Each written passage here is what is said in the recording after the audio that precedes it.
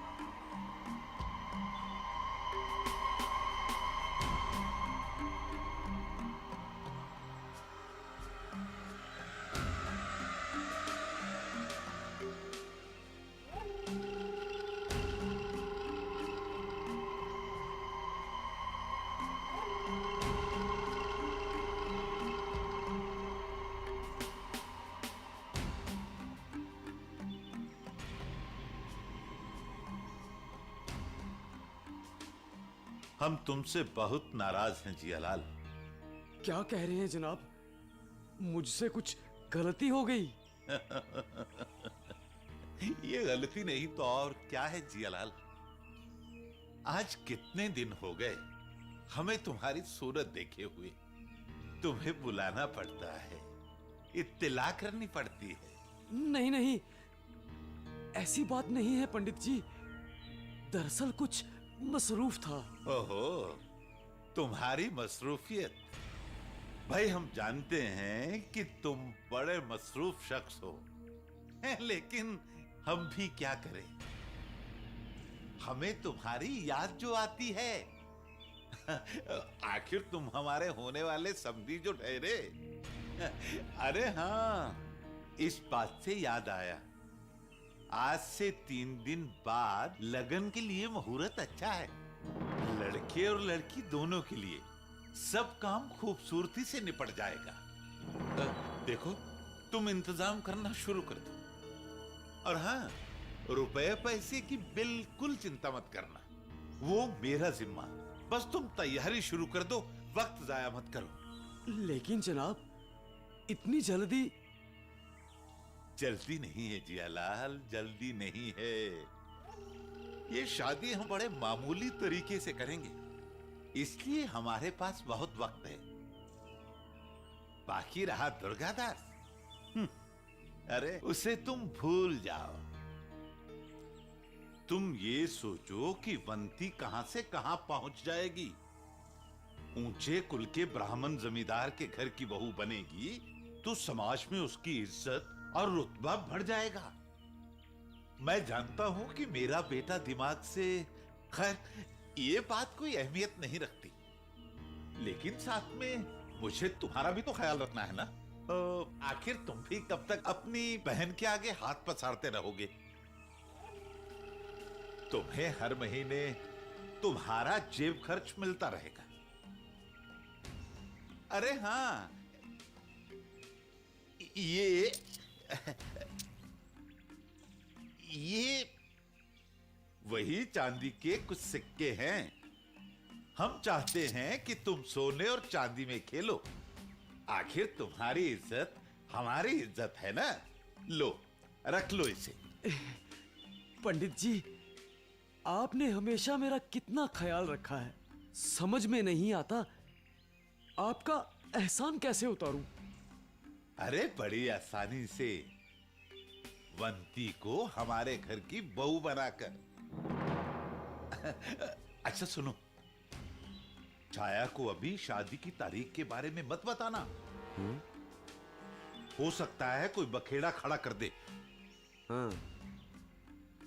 मुझे यकीन है वो शादी वाले रोज कोई ना कोई फसाद जरूर खड़ा करेगी। तुम उसे काबू में रखो। आप ठीक कहते हैं, वो मेरी बहन है, लेकिन बहुत अड़ियल है। जोर जबरदस्ती करनी पड़ सकती है। अरे तुम इसकी फिक्र मत करो, हमारी पूरी ताकत तुम्हारे साथ है। और वो वंती, वो बेचारी तो बहुत मासूम है, लेकिन एक अड़चन है। क्या? वो तहसीलदार का बेटा कभी कभी वंती से मिलता है। बस वो कान ना भरे।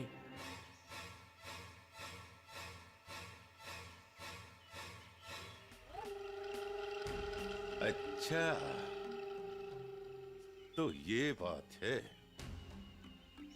लेकिन इस तहसीलदार के बेटे को गांव में आए हुए तो कुछ ही दिन हुए हैं। इसके भी पर निकल आए। खैर, ये सब तुम मुझ पर छोड़ दो, मैं उसको देख लूंगा। तुम सिर्फ शादी की तैयारी करो।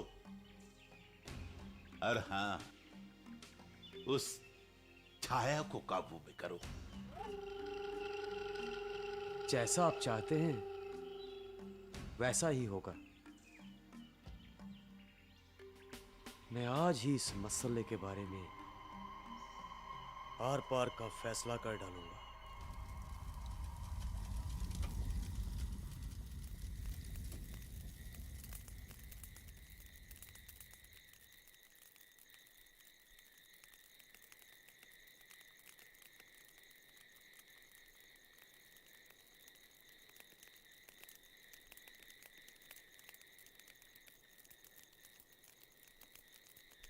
वंती, बेटी वंती।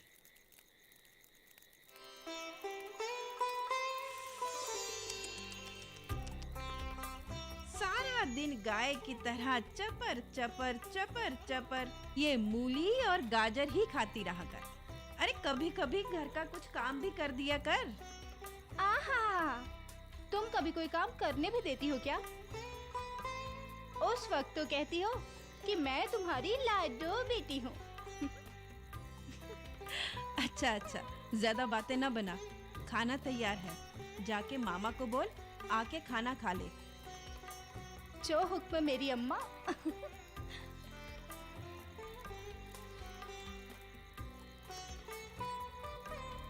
मामा, आओ खाना खा लो, माँ बुला रही है। तू वहां बैठ और माँ को इधर भेज। बोल मैं बुला रहा हूँ। क्या मामा, वो वहाँ बुला रही है, तुम यहाँ बुला रहे हो? मैं तो डाकिया बन गई ना। तू पक मत कर और माँ को भेज।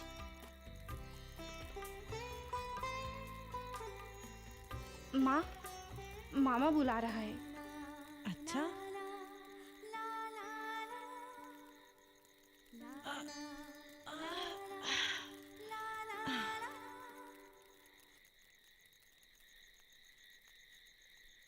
क्या बात है जियालाल?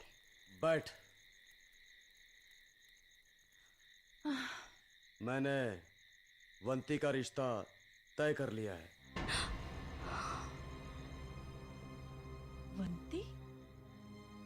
वंती का क्या रिश्ता तय कर लिया है? मुझसे बिना पूछे ही? पर कहाँ? वहीं पंडित स्वरूप किशन के बेटे दुर्गादास के साथ। क्या? उस पागल के साथ जिसकी ना सूरत है ना सीरत? तुम्हारी जुर्रत कैसे हुई? चुप कर। अपने आप को ज्यादा होशियार मत समझ तू। रिश्ते में शक्लो सूरत नहीं, खानदान और रुतबा देखा जाता है। तुमने हमेशा जिंदगी में गलत फैसले लिए हैं। तुम्हारी गलत हरकतों की वजह से हमेशा जलील होना पड़ा है मुझे। मुझे समझाने की कोशिश मत करो। मैं जानता हूं वंती के लिए क्या अच्छा है और क्या बुरा। जियालाल, मुझसे बेहतर तुम्हें और कौन समझ सकता है? तुम्हारी रग रग से वाकिफ हूं मैं। अगर तुम्हें बदनामी से इतना ही डर लगता है तो क्यों रहते हो हमारे साथ? अगर तुम्हें तुम्हारी इज्जत इतनी ही प्यारी है तो क्यों इस बदनाम बहन की कमाई पर जीते हो? क्यों उसके आगे हाथ फैलाते हो? क्यों उसके टुकड़ों पर पलते हो? निकल जाओ, दफा हो जाओ यहाँ से। ये घर मेरा है और मुझे तुम्हारी कोई जरूरत नहीं। निकलो यहाँ से, दफा हो जाओ। मैं तो यहाँ से दफा नहीं होऊंगा, लेकिन तुझे जरूर यही दफन कर दूंगा। मेरी सरप्रस्ती की वजह से तू इस गांव में जी पा रही है, वरना तुझ जैसी बदनाम औरत को कब का गांव वालों ने बाहर निकाल दिया होता। और सुन,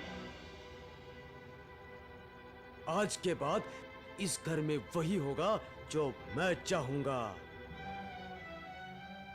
तेरी गंदी कमाई पे थूकता हूं मैं। हाँ हाँ, अब तुम्हें मेरी कमाई की जरूरत कहाँ से पड़ेगी? अब तुम्हारी सारी जरूरतें वो स्वरूप किशन जो पूरी करेगा। तू बिक जो गया है उसके हाथ।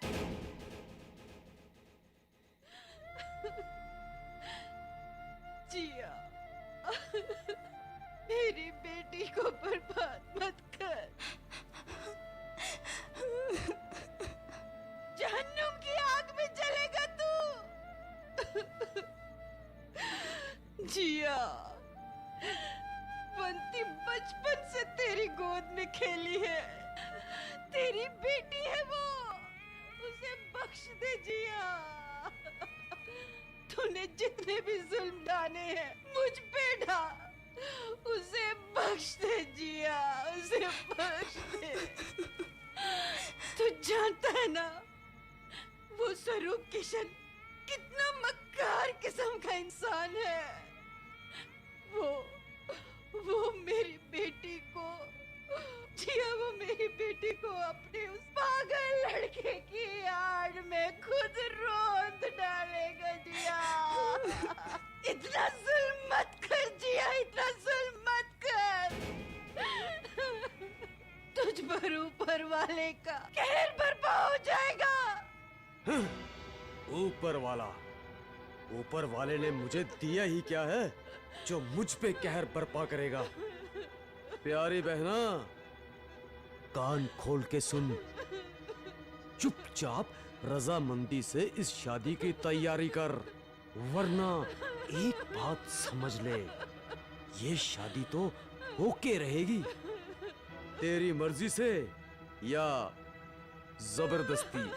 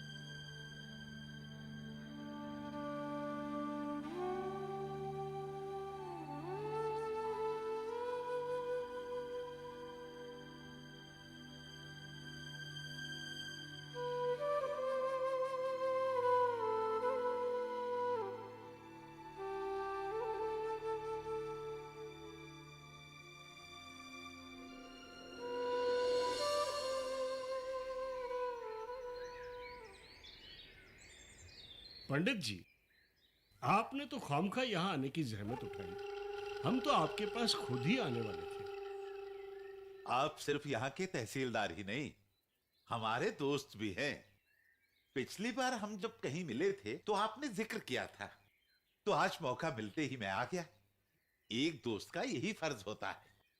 महाराज, आपने बहुत तकलीफ उठाई, इसके लिए हम शर्मिंदा हैं। हमें मशवरा दीजिए, अब हमें क्या करना चाहिए? श्याम जैसे आपका बेटा है, वैसे ही मेरा भी बेटा है। उसकी मंगनी के लिए बेहतरीन मुहूर्त चाहिए। वो अगले हफ्ते है। अब इसका फैसला आपने करना है। कहिए ना, क्या कहते हैं? मैं इसमें क्या कह सकता हूँ? ये तुम्हारा काम है, तुम ही फैसला करो। तो ठीक है महाराज, जैसे आपकी मर्जी। ठीक है, आप दोपहर के बाद किसी को मेरे पास भेज दीजिएगा। मैं तारीख और वक्त बता दूंगा। हम आपके पास खुद चलकर आ जाएंगे महाराज। अच्छा, अब इजाजत दीजिए। अच्छा। लेकिन पंडित जी, आपने तो कुछ लिया ही नहीं। कम से कम मुंह तो जूठा कीजिए। अरे तहसीलदार साहब, मैं तो पेट भर के खाऊं, लेकिन क्या है कि भाभी जी ने तो पूछा ही नहीं। महाराज, आप हुक्म कीजिए, मैं अभी फल काट देती हूँ। नहीं भाभी जी, मैं फल नहीं खाता। हाँ, लस्सी पी लेता हूं, वो भी तब अगर भाभी जी अपने हाथ से बनाकर पिलाएं तो। ठीक है महाराज, मैं अभी लस्सी बनाकर लाती हूँ। बैठिए महाराज, तशरीफ रखिए। आप बड़े तकदीर वाले हैं तहसीलदार साहब।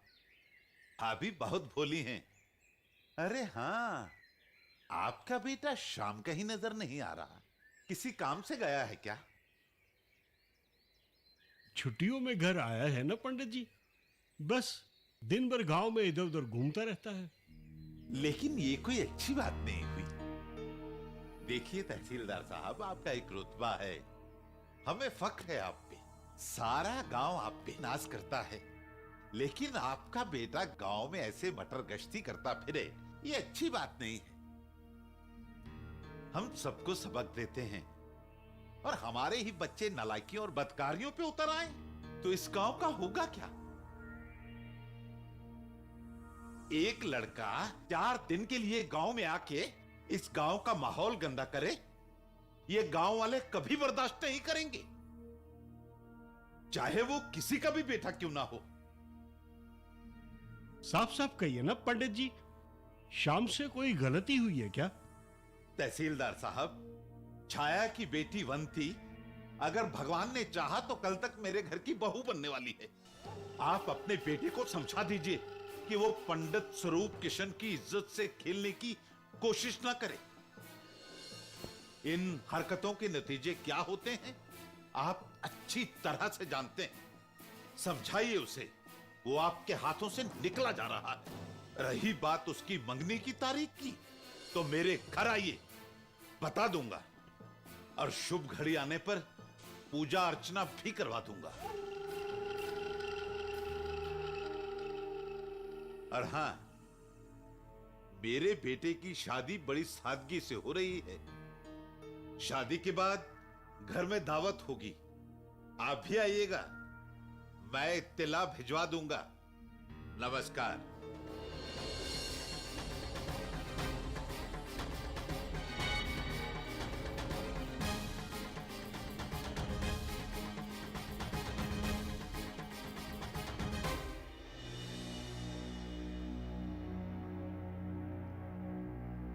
पंडित जी कहाँ चले गए? चले गए। हे राम, ऐसे कैसे चले गए? खाए पिए बगैर ही? वो जाने दो, तुम ये बताओ, तुम्हारा लाडला बेटा शाम कहाँ है?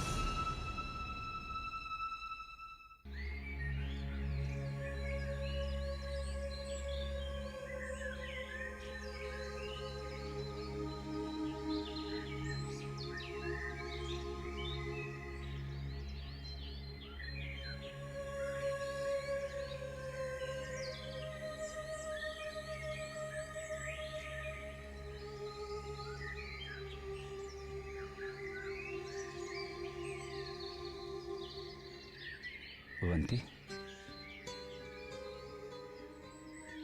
तुम इतनी उदास क्यों हो? मैं तुम्हारे सारे दुख दर्द अपना लूंगा, लेकिन तुम कुछ कहो तो सही। श्याम बाबू, लगता है अब हमारे बिछड़ने का वक्त आ गया है। हमारी मोहब्बत की दास्तां भी चंद्रा और मोहन सिंह की तरह खत्म होने वाली है।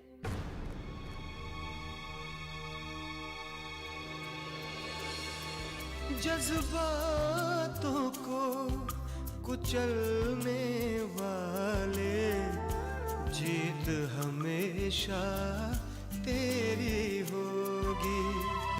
जालिम तुझको जीत मुबारक, अपने लिए है सिर्फ शिकस्त, शिकस्त, शिकस्त, शिकस्त। अपने लिए है सिर्फ शिकस्त, शिकस्त, शिकस्त, शिकस्त।